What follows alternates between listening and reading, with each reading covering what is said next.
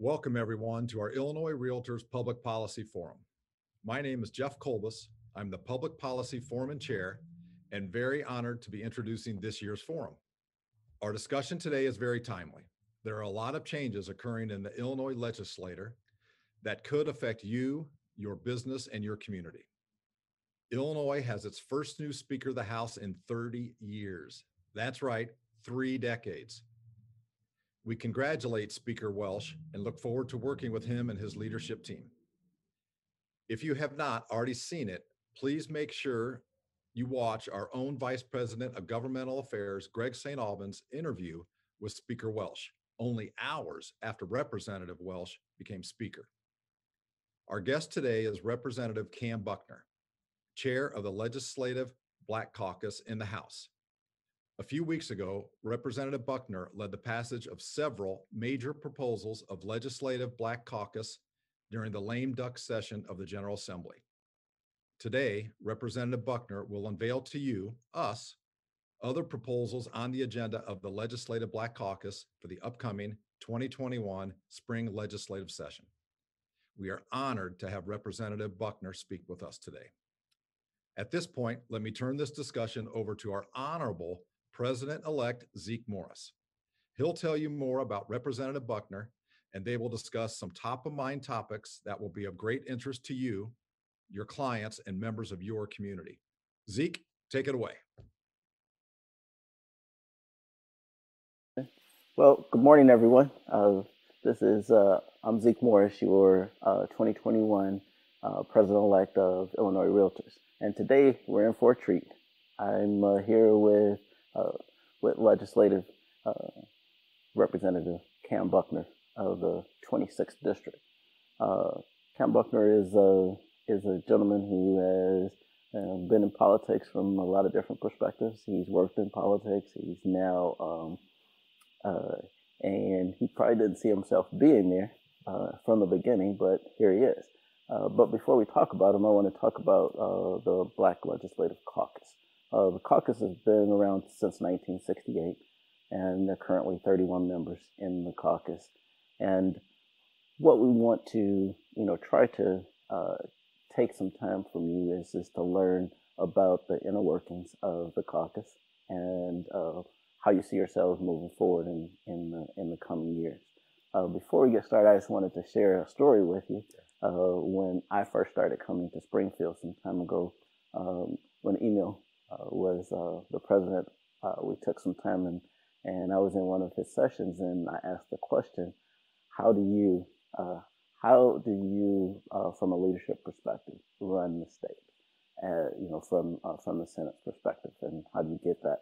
And he told me that you needed to have an understanding of what everyone needs, not only the folks in, from Cairo to the North Shore, and have a brief, vivid understanding so that they can support you when you're ready to do some things. And with that, I'm going to turn it over to you. Well, thank you, Zeke. Well, first off, I want to congratulate you on assuming your new role. I know this is going to be a great time for both of you and the realtors, and so I'm happy to support as you work through your new position as the president of the association. You spoke a little bit about the Illinois Legislative Black Caucus, and I've had the pleasure and the privilege of being a member of this body for a couple of years now, but just most recently, I was elected by my peers to be the chairman of the Illinois House Legislative Black Caucus.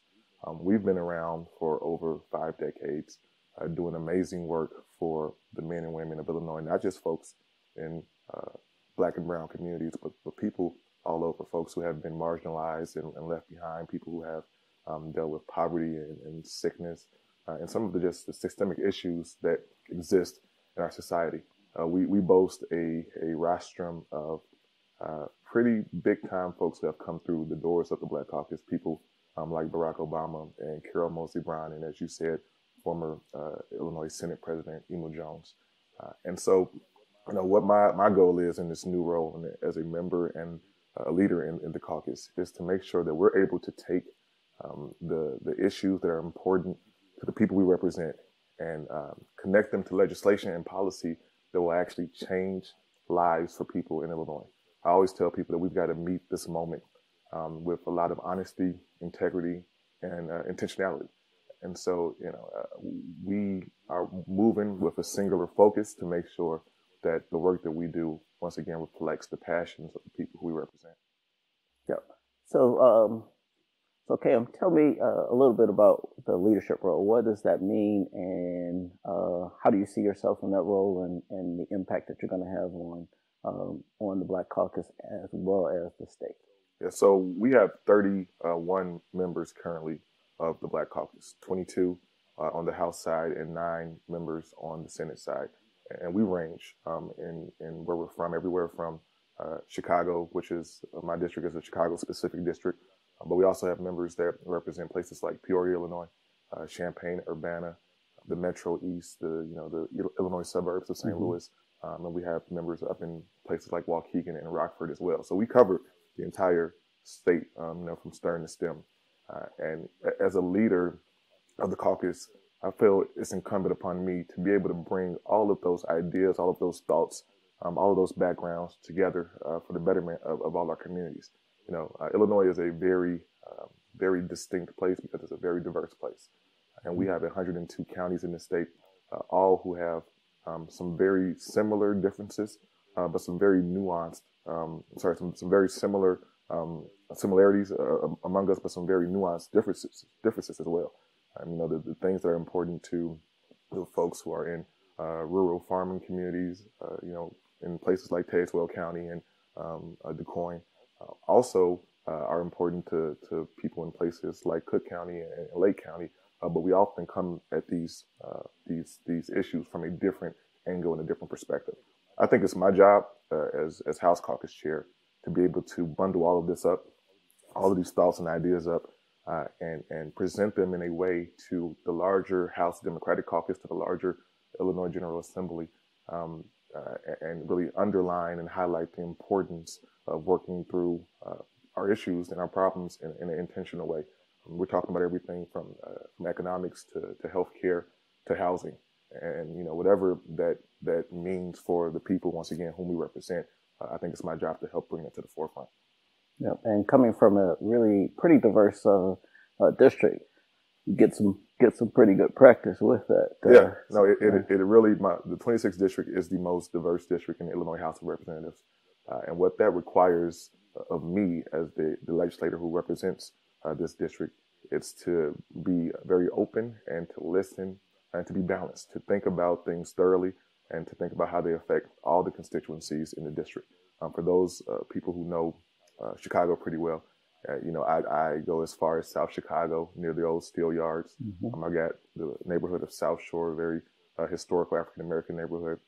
I've got places like Woodlawn and Washington Park, places who have been plagued by violence and disinvestment for years. I've also got places like Bronzeville and Hyde Park and Kenwood who have seen a resurgence, as I'm sure all the realtors know, in investment and a really kind of booming economy. And then I've got places like Streeterville and the Gold Coast, downtown and River North, which have been the economic heart and the economic driver of not just the city, not just the state, but really of this region. So that forces me, and I'm very happy about it. It forces me to think of things holistically and look at them with a wide lens. So with your experiences of working for 2 senators, give me the contrast of how that helps you to be a better leader today. Tell you what, I've had the pleasure of working both in the legislative branch and in the executive branch as I worked as an advisor to the mayor of New Orleans. And one thing about being on the legislative side is you have to be very deliberate. You have to be able to build coalitions because you can't do anything by yourself. And I think something that I've learned from the people who I've worked for in the past is that, there are no permanent friends, there are no permanent enemies, only permanent interests, right? And so we can build coalitions with anybody if they have the right mindset and the right goals in mind. And that's really the spirit that I come to this job with, to try to make sure that even, folks that may not agree with you on everything, that you can find a way to get to yes instead of getting stuck at no. Very good point. Based on that, let's talk about, we just ended the 101st lame duck, and it's the Legislative Black Caucus had a major role in terms of in terms of that session. Tell me how we got there and talk about the 4 pillars and where you guys see that going. Yeah, Zeke, this was probably the most consequential lame duck session in the history of the state. And I think it'll be followed up by one of the most consequential, regular legislative sessions in the history of the state based on where we are as a state when it comes to a lot of the social issues that we've dealt with over the past year, the healthcare issues that have come to the fore based on COVID, and what's going to be a very precarious budget situation for the state. No two ways about it.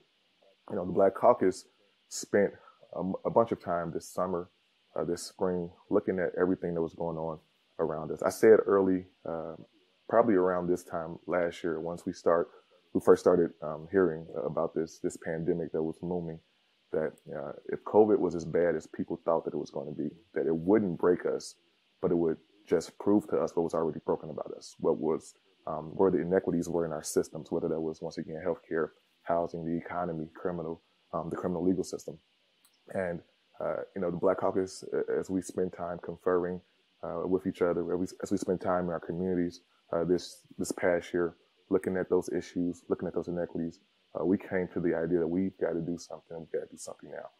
We know that for many years we had tried to pass certain legislation that we were told was too progressive or too radical or would upset the apple cart or would cost too much money. And because of that, a lot of the things that were important to us had been put on the back burner. But it became very clear this year.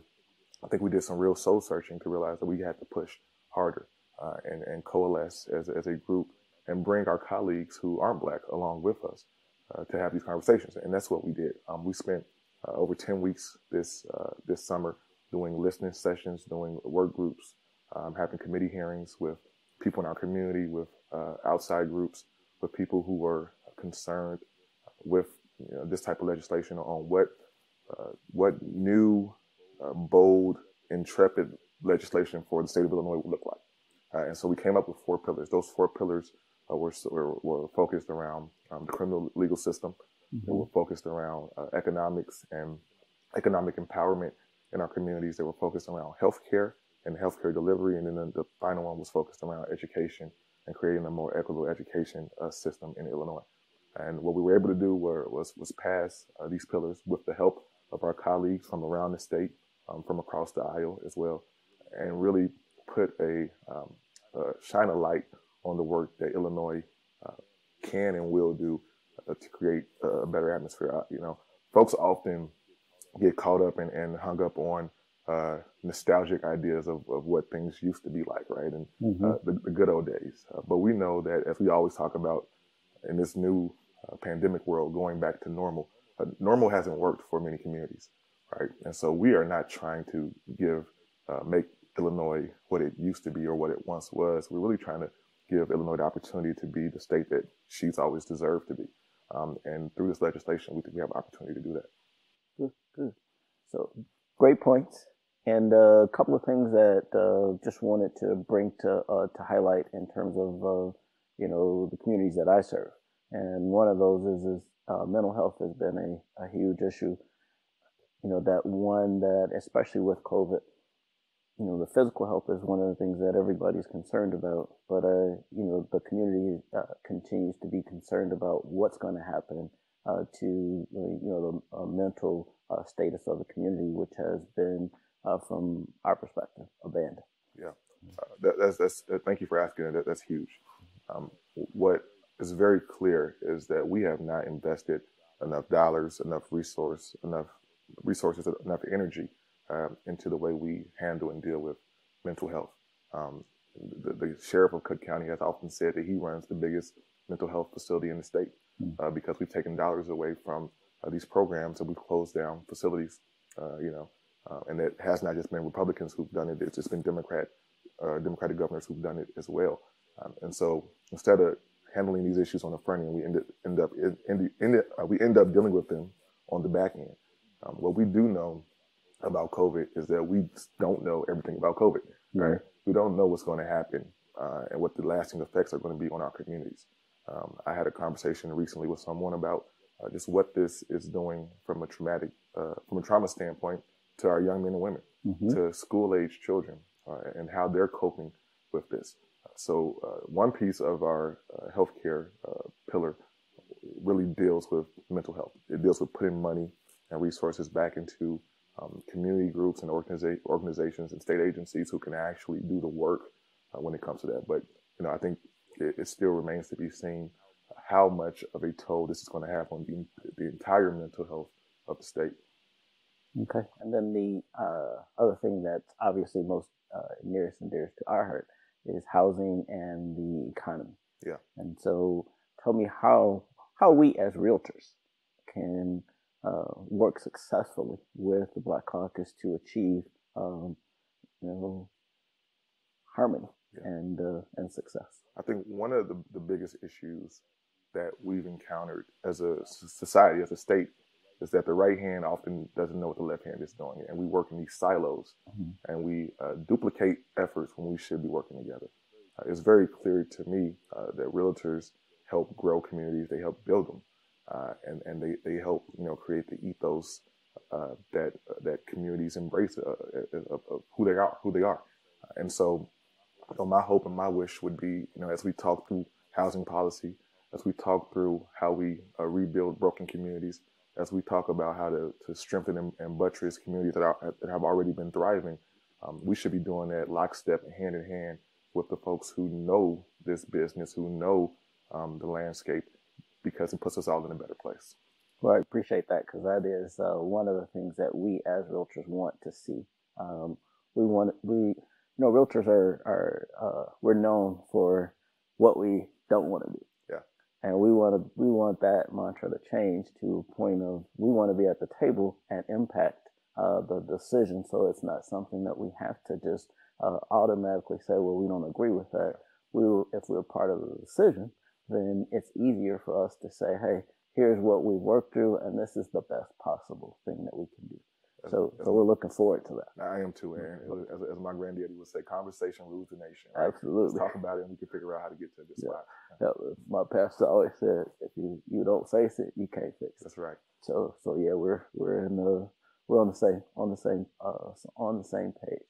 Let's talk a little bit about the police reforms and what you guys think and how we, what do we need to do there to it's I know it's controversial. But I think there's some really win-win things that we can all do and we're not saying that folks, that the police reform doesn't mean that we don't need it. It just means that we need to have a different way of approaching it. Yeah. And what we've seen is that the police reform issues that we've brought to the forefront are extremely controversial.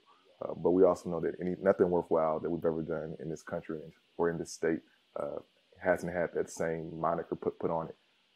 You'll notice, Zeke, that as I was talking earlier, I have not used the phrase criminal justice. I continue to say criminal legal system. I say that because I don't believe that we have a criminal justice system. I believe that we have a system that focuses on the legality. There's no justice for victims of crime. There's no justice for folks who have been accused of crime. And it's a system that really is predicated and spends a lot of time on convictions and sentencing instead of people.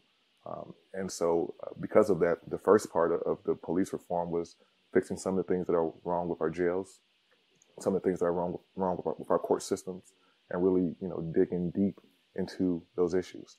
As far as the actual law enforcement reform goes, I'm the kid of a cop. I grew up in a police family, in a police household. And so nobody really understands more than me how important it is to allow quote unquote, good cops, who are the majority of them, to do their job without a pale or a dark cloud hanging over their head.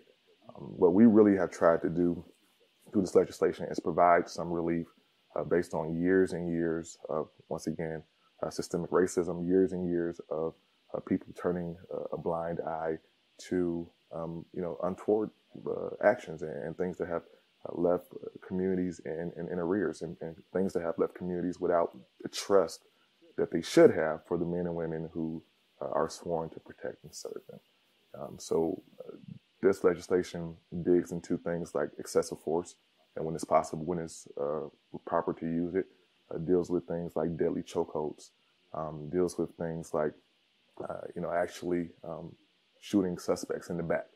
Things that we've seen way too often in our news feeds, and that really demoralize all of us. And so I know that there has been some pushback. As a legislator, I want to make sure that we get this right, and that we take the time to make sure that the execution of these pieces of legislation are done in a proper way.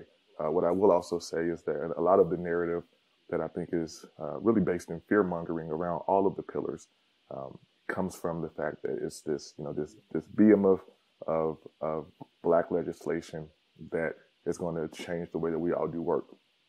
While this is titled and fancied as the Black Caucus agenda and the Black Caucus pillars, because my caucus have presented it and voted on it and introduced it to the rest of the General Assembly. This is something for everybody in the state.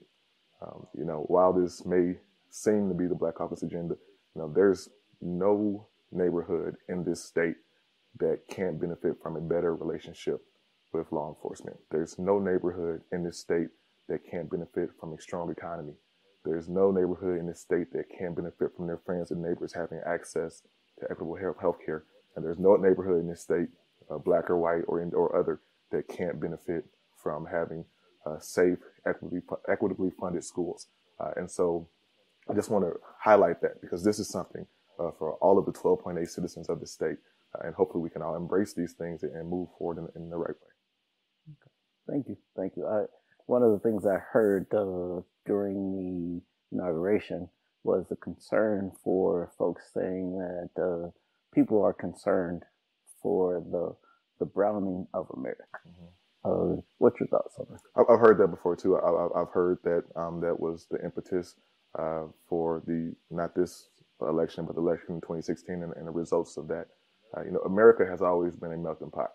America has always been a country that changes with generations, and that we still got yet a long way to go. We are a pretty young nation. I think we forget, based on our power and our strength and our wealth, that America is still growing up compared to our counterparts around the world. We're still a teenager, right?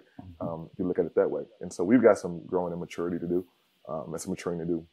But what is also true is that while we are not perfect, we can be perfected. And I think that that's something that we've worked on in this legislation here. But I've seen that around the country. And sometimes growth is uncomfortable. Sometimes change doesn't feel good. But if you get like-minded people who are practical and pragmatic at the table, I think we can get to higher ground.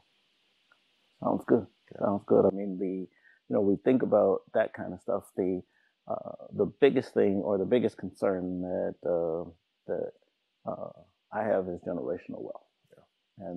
And I shouldn't say but I just think that one of the things that we as realtors are concerned about is generational wealth. And as you know, within the Black community, that's something that we're far behind. And you look at that, and you look at education, and the way that we have always spoke is that you change that by homeownership. Yeah. And so we're going to be looking to you and the Black Caucus to help us to have that kind of impact. One, from the school's perspective, I mean that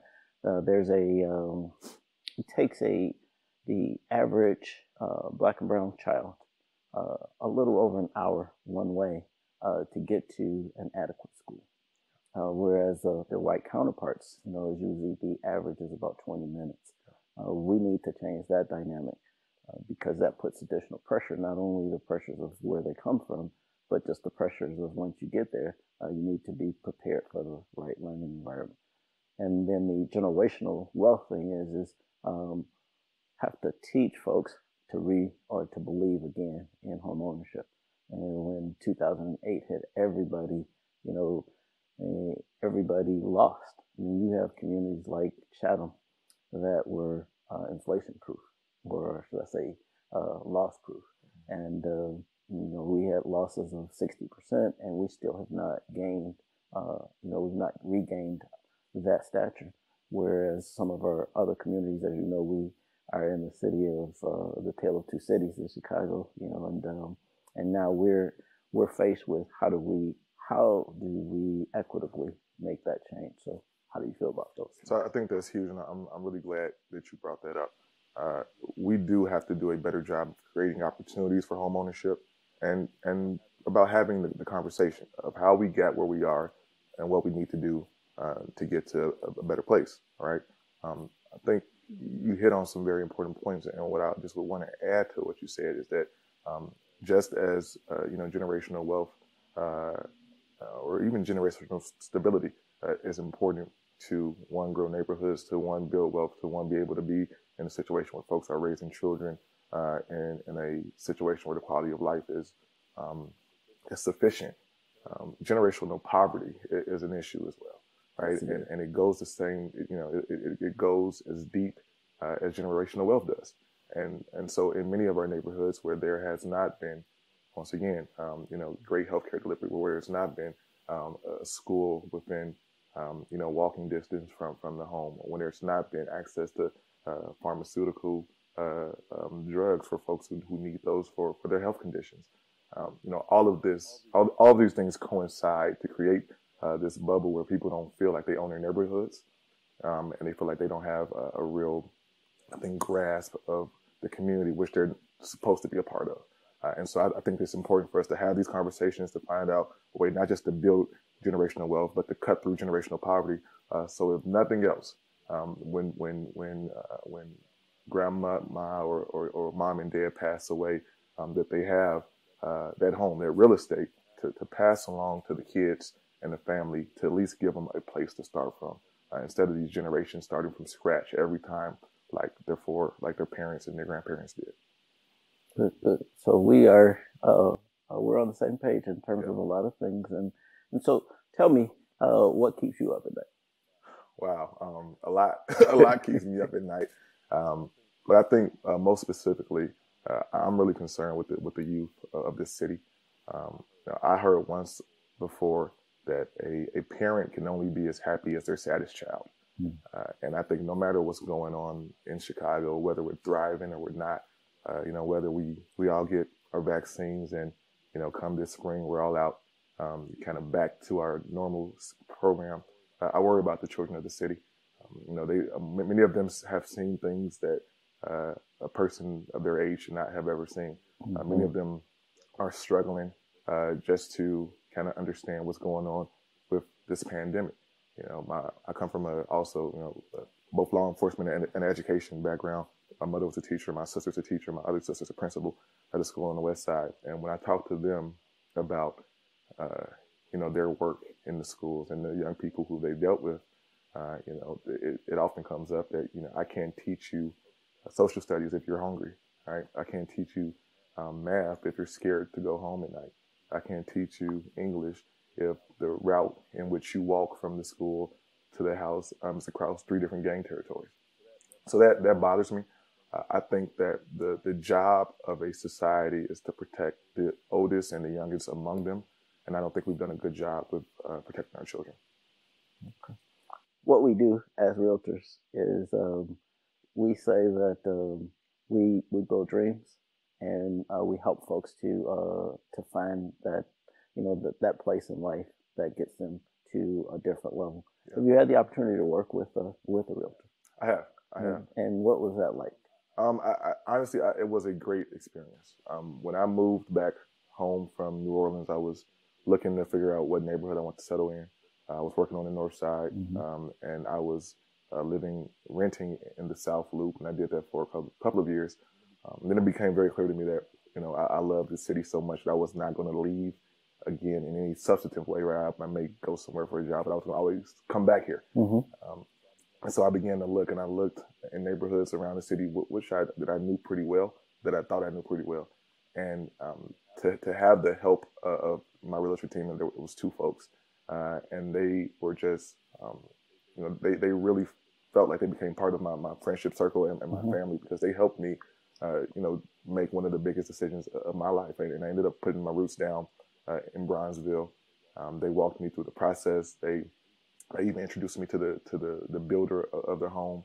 And it just was an extremely smooth process. I actually still talk to my realtors today, mainly during holidays and whatnot. But for a kid who, I had never had any interaction with a realtor as a young man growing up in the city, to be able to come back. And part of my thing always was, go to school, get your education, make a way for yourself, and not to get out of the neighborhood, right, but to return to the neighborhood and the city to be able to give back to it.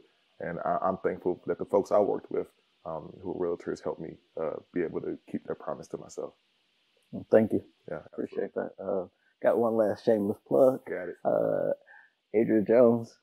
She is we're good friends of each other, yep. And she told me that you were a very bright young man, and she did you proud. I appreciate her. Adrienne has been a friend and a mentor and somebody I can always bounce ideas off of.